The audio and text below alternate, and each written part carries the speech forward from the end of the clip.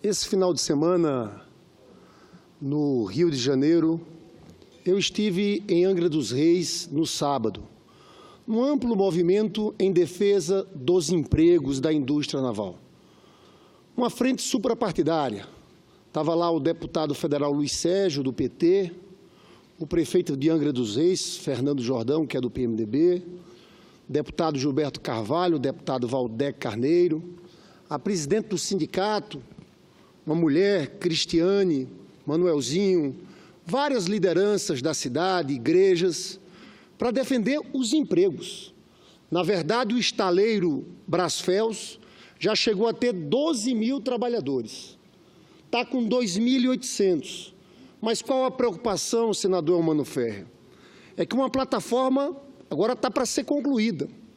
Sendo concluída em janeiro, o estaleiro pode fechar. E a preocupação que nós temos é que lá, objetivamente, existem 4 sondas que já começaram a ser construídas. Uma que está no começo, tem projeto, iniciou. Uma tem 45% já de construção feita. Uma outra, algo em torno de 74%. E uma sonda com 95%.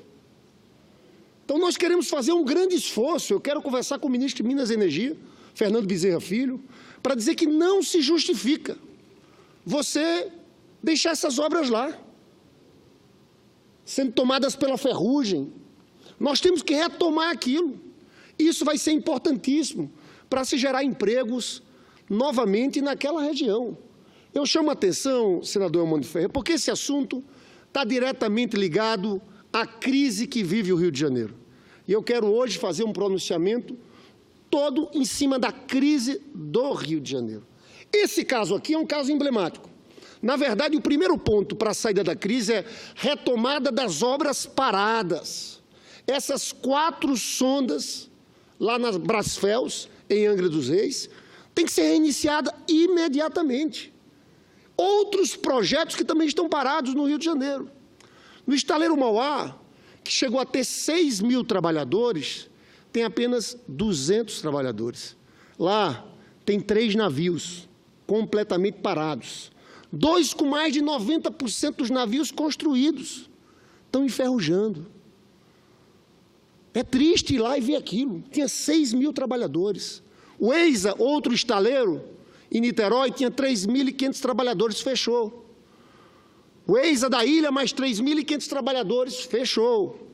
Aqui são várias questões que estão em jogo. Primeiro, uma discussão. No caso da Brasfels, em Angra dos Reis, ali era a empresa 7 Brasil. Tem um envolvimento aqui da Lava Jato. Só que quem pagou tem que ser preso. Só que as obras não podem parar, tem que se achar uma saída para esse ponto. No estaleiro Mauá, a mesma coisa. Eu estou falando aqui de grandes empreendimentos. Estou falando também do Compege, que está completamente paralisado numa obra daquela. E a Petrobras, no seu plano de negócio 2017 a 2021, não tem a retomada de obras do Compege. A retomada dessas obras, então, é fundamental para tirar o Rio de Janeiro dessa crise econômica. Agora, onde entra o ponto central? Nesse Brasil foi construída uma política que chamou política de conteúdo local, também chamada de política de conteúdo nacional. O presidente Lula, quando assumiu a presidência da República, em janeiro de 2003, disse o seguinte: chega da gente fazer navios, plataformas, sondas fora do país. Vamos ter que fazer aqui no Brasil. A indústria naval estava completamente morta no Brasil. Nos anos 90, no governo do Fernando Henrique Cardoso, os estaleiros estavam todos fechados. E o presidente Lula coloca essa política de conteúdo local.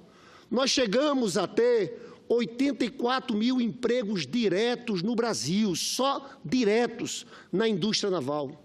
No Rio de Janeiro, 30 mil empregos. A indústria naval é para o Rio de Janeiro o que a indústria automobilística é para São Paulo. 30 mil empregos. Pois bem, o governo de Michel Temer reduz tanto os percentuais da política de conteúdo local que você está pagando apenas com serviço. As grandes empresas de petróleo não são mais obrigadas a investir aqui no país. É um escândalo, um absurdo. No meio de uma crise econômica dessa monta, se acabar com a política de conteúdo local. E o meu estado, o estado do Rio de Janeiro, é que paga a maior conta disso, senador Armando Ferri. Não tem jeito. O Rio de Janeiro não se recupera sem a gente voltar à política de conteúdo local. Volto a dizer, a indústria naval é para o Rio, o que é a indústria automobilística para São Paulo. São milhares de empregos, não só na fabricação de navios, dos grandes estaleiros, de plataformas de sondas. São mais de 1.000 empresas ligadas à cadeia de petróleo e gás. Pior, tem uma medida provisória 795 do Repetro, que estende o Repetro até 2040, mas faz modificações no Repetro, dizendo o seguinte: zerando o imposto de importação para produtos da cadeia de petróleo e gás. Agora é que vai acabar tudo mesmo aqui no Brasil.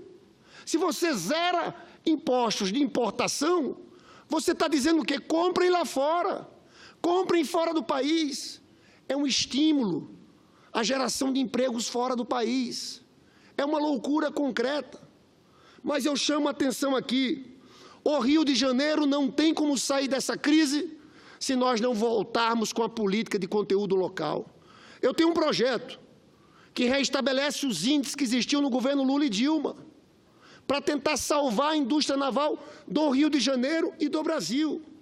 Mas tem mais, senhor presidente. A Petrobras investia 1,9% do PIB, puxava a economia do país, mas em especial do meu estado, o Rio de Janeiro. A Petrobras agora, a política é de desinvestimento. Eu já falei aqui. Pararam e não deram explicações a ninguém as obras do Compeg, está apodrecendo. Tanto dinheiro gasto ali, e estão fazendo uma política de privatização e desinvestimento. Agora, semana passada, o Pedro Parente anuncia que vão vender a BR Distribuidora, que é extremamente lucrativa, que é a bandeira da Petrobras espalhada por todo o país. É uma loucura. Estão entregando o Campos do Pré-Sal, venderam o Carcará por 2,5 bi, entregaram a Statoil norueguesa, e não está investindo mais. De 1,9% do PIB, a Petrobras reduziu investimentos para 0,8% do PIB. O Rio de Janeiro, novamente, é extremamente afetado. Então, senador Armando Ferri, o Rio de Janeiro enfrentou enormes problemas. A gente sabe o tamanho da corrupção que está aí desvendada nos governos do PMDB no Rio de Janeiro. A gente sabe que houve uma farra de isenções fiscais no Rio de Janeiro. Agora, quando a gente olha para frente, como fazer para tirar o Rio desse buraco, eu quero primeiro dizer que a Petrobras tem um papel decisivo. Com essa política aí, o Rio de Janeiro não sai dessa crise. Segundo ponto, nós temos que voltar com a política de conteúdo local.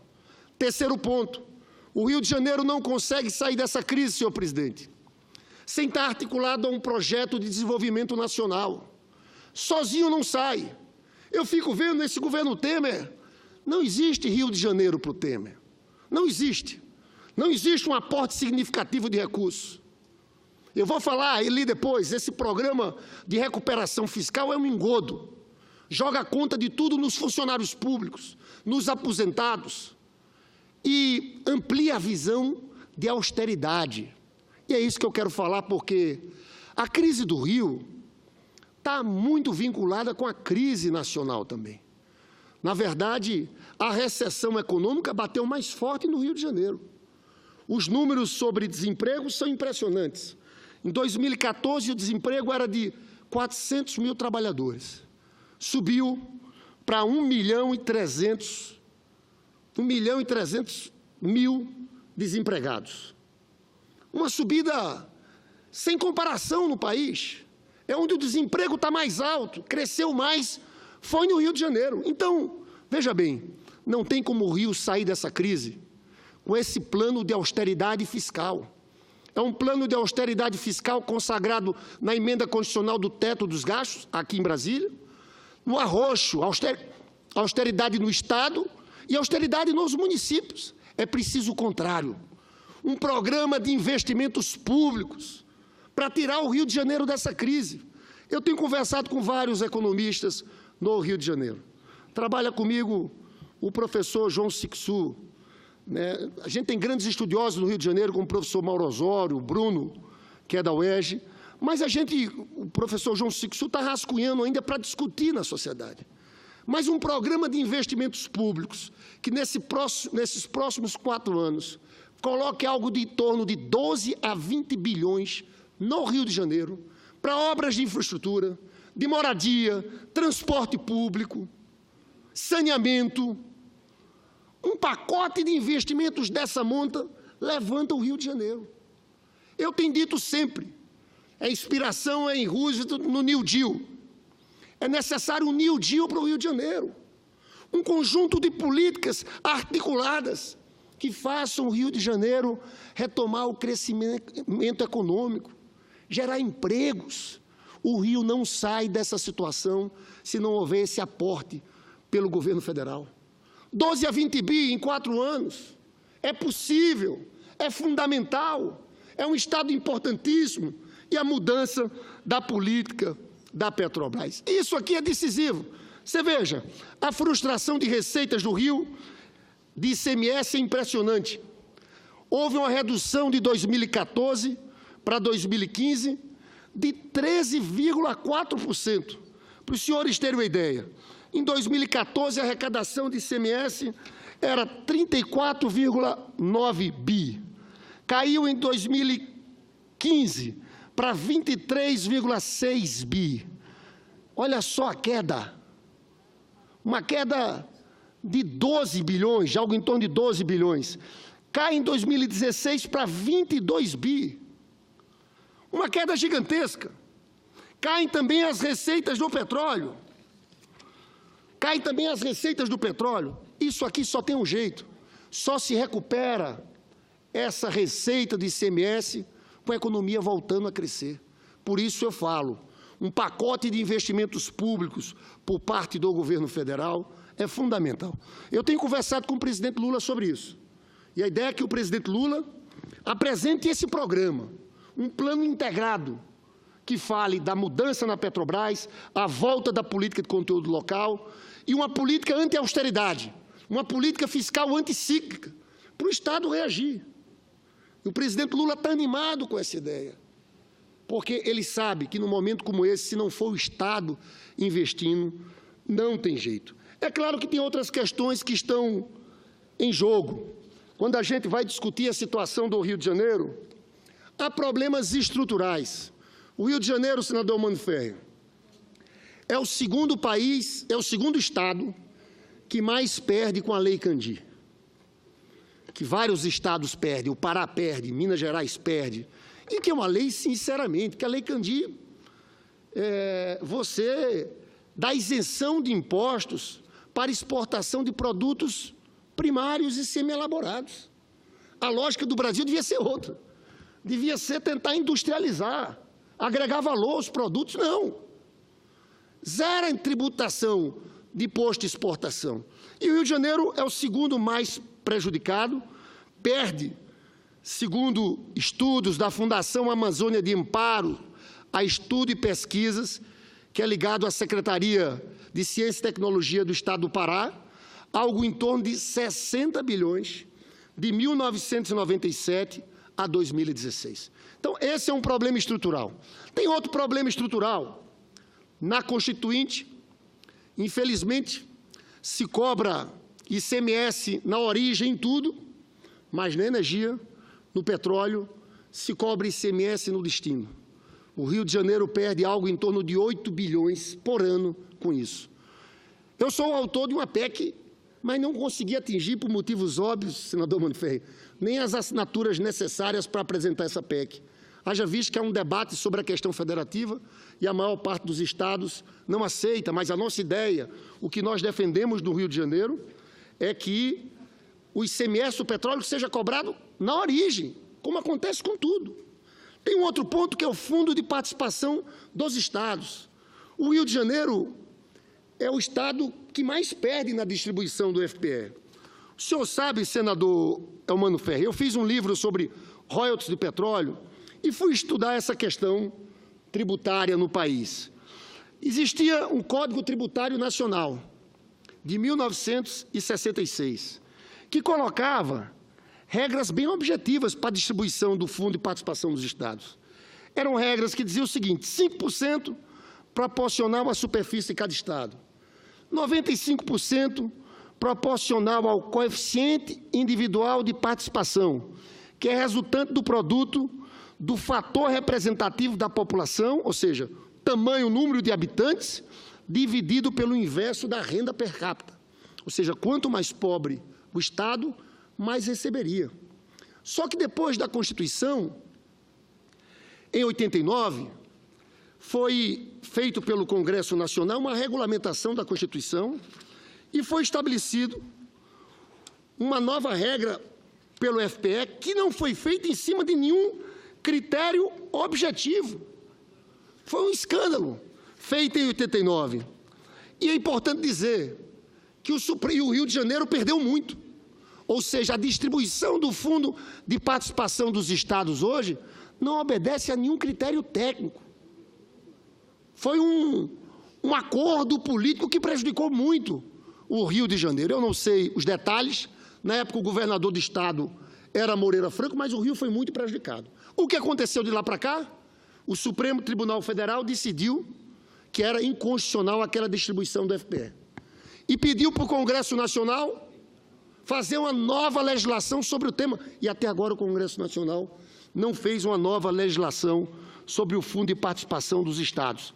A decisão do ministro Gilmar Mendes, ele coloca lá de forma muito clara que o próprio relator reconheceu que foi uma distribuição em cima de critérios políticos. Então, a gente precisa, no Rio de Janeiro, claramente nesse momento, que esse Congresso Nacional revise a distribuição de recursos pelo Fundo de Participação dos Estados. Tem outro problema que atinge o Rio de Janeiro: Fundo de Participação dos Municípios. Você tem uma distribuição que privilegia os pequenos municípios. E você tem um valor máximo que é distribuído até 140 mil habitantes. Então, independente do município ter 800 mil ou 150 mil, ele recebe o mesmo. Isso cria uma grande distorção que prejudica o Rio, porque o Rio tem grandes municípios: São Gonçalo com quase 1 milhão de habitantes, Nova Iguaçu com 800 mil, Caxias com 800 mil, São João do Meriti, que tem algo em torno de 500 mil, Belfor Roxo também. Esses municípios têm a menor arrecadação per capita de FPM do país. Então, tem vários fatores estruturais que dificultam a situação financeira, a situação fiscal do Rio de Janeiro. Eu queria aqui, então, voltar ao tema das propostas. Eu já falei de uma política fiscal anticíclica, um programa do governo federal que auxilia a reconstrução do Rio de Janeiro com investimentos fortes, tanto investimentos públicos quanto investimentos sociais. Aqui vale um registro. O programa Minha Renda Melhor, que era um programa do governo do Estado, era uma espécie de Bolsa Família Estadual, que atingia as pessoas mais pobres do Estado do Rio de Janeiro, foi suspenso por falta de recursos. É necessário que o governo do Estado socorra essas pessoas, porque aquele é o dinheiro que Lula sempre fala: colocar dinheiro na mão dos pobres. Aquilo estimula a economia. Então, é necessário uma política fiscal anticíclica, investimentos em infraestrutura, em aumento de investimentos sociais. Já falei da Petrobras, da política de conteúdo local, falei da Lei Candir, falei do ICMS de petróleo cobrado na origem, falei do Fundo de Participação dos Estados. Há necessidade também, senhor presidente, no caso do Rio de Janeiro, de fazer uma tributação mais progressiva, que cobre dos mais ricos, tributar grandes fortunas, tributação de heranças, infelizmente grandes heranças. Estou falando aqui dos multimilionários. Pagam, sabe o quê? 4,5%. O projeto de resolução do Senado permite 8%. Acho que nós tínhamos que aumentar. Estou falando de grandes heranças. Sabe quanto é na França? 40%. Nos Estados Unidos, 50%. Na Inglaterra, 60%. E aqui estamos cobrando 4,5%. Cobrar IPVA sobre jatinhos, iates. Que você sabe que aqui no Brasil, você quando compra um carro, pode ser um carro 1.000, você paga IPVA. quem compra um jatinho, um iate, uma lancha, não paga IPVA. Não paga IPVA. Então, esse ponto da tributação progressiva é muito importante. Mas acho também que nós temos que revisar as condicionalidades desse acordo fiscal da União com o Estado do Rio de Janeiro. Um acordo que prevê privatizações, suspensão de concursos públicos, de reajustes salariais, penalização dos aposentados. Tem outro ponto, que é aumentar a produtividade da cobrança da dívida ativa estadual. Infelizmente, o Rio de Janeiro cobra menos de 1% do estoque da dívida ativa. Não tem uma estrutura fazendária para fazer isso. É fundamental. Há uma dívida gigantesca, são grandes devedores, conhecidos. Os maiores devedores são Petrobras, CSN, Nextel, Carrefour e Light. Mas não tem estrutura nem para cobrar. E, por fim, senhor presidente, é revisão completa dessa política de isenção fiscal irresponsável que foi construída pelo governo de Sérgio Cabral e do PMDB. Senhor presidente, antes de concluir, muito rapidamente, quero dizer que vai haver agora à tarde, às 18 horas, uma assembleia chamada pelo Sindicato dos Metalúrgicos na cidade de Volta Redonda. Trabalhadores da CSN, que trabalhavam em turno de 6 horas. Agora a CSN quer que trabalhe em turno de 8 horas. Primeiro, é uma preocupação, que isso aqui garanta as condições para a empresa demitir trabalhadores lá à frente. Estão aumentando o turno para 8, isso pode acontecer. Mas o segundo é que até agora não falaram em aumento de salário. Eles querem aumentar a jornada de 6 para 8, sem ter aumento de salário. Então, eu quero trazer aqui a minha solidariedade aos trabalhadores de Volta Redonda da Companhia Siderúrgica Nacional, que tem que resistir a essa medida que foi tomada depois de uma reforma trabalhista desse governo do Temer, que veio só para penalizar o trabalhador. O que está acontecendo aqui no Brasil é o seguinte, é ataque aos trabalhadores e privilégios para os mais ricos, para as grandes empresas. Esse governo está dando isenção para tudo que é empresa, para sistema financeiro, para os bancos, e está apertando os trabalhadores. Então, eu quero mandar um abraço ao presidente do Sindicato dos Metalúrgicos de Volta Redonda, ao Silvio, ao Carlos Santana, o pessoal de lá que está resistindo contra esse aumento da jornada de 6 horas para 8 horas. Por fim, para finalizar, pedindo a compreensão do presidente senador Mano Ferro, do senador Álvaro Dias, do senador Regufe, só dizer que o jornal Valor Econômico de hoje traz números sobre programas sociais com corte de até 96% em 4 anos. O Minha Casa Minha Vida, eu tenho denunciado aqui, senador Mano Ferro, o que vai acontecer no orçamento de 2018, com essa emenda constitucional do teto dos gastos. Nós vamos, na verdade, inviabilizar o funcionamento dos serviços públicos. Mas esse é o número de 2017. O Minha Casa Minha Vida.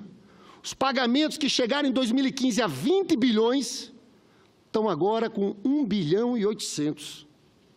Olha o tamanho do corte. Programa de aquisição de alimentos da agricultura familiar. Teve um corte de 91%. Estão gastando só 41 milhões. O Luz para Todos teve um recuo de 79%. Eu fico vendo Bolsa Família. Bolsa Família, em 2014, teve um investimento de 26 bilhões. Agora está 18 bilhões. E o Temer ainda teve a cara de pau de dizer que não tinha dinheiro para reajustar o Bolsa Família. Está gastando bilhões para tentar salvar seu mandato, comprando parlamentares, dando isenção para as grandes empresas. Farmácia Popular, fecharam as farmácias populares.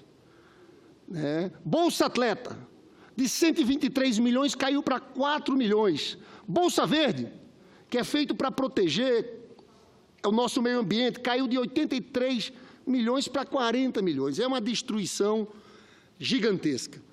Eu encerro agradecendo ao senador Mano Ferro, que me deu mais tempo, dizendo que nós vamos trabalhar cada vez com mais afinco por uma proposta concreta, juntando um projeto do Estado do Rio de Janeiro com um projeto nacional para tirar o Rio de Janeiro dessa situação de crise econômica e de paralisação dos serviços públicos, que é a saúde pública, a segurança pública, tudo está sendo profundamente afetado por esse descaso com o Estado do Rio de Janeiro. Muito obrigado, senhor presidente.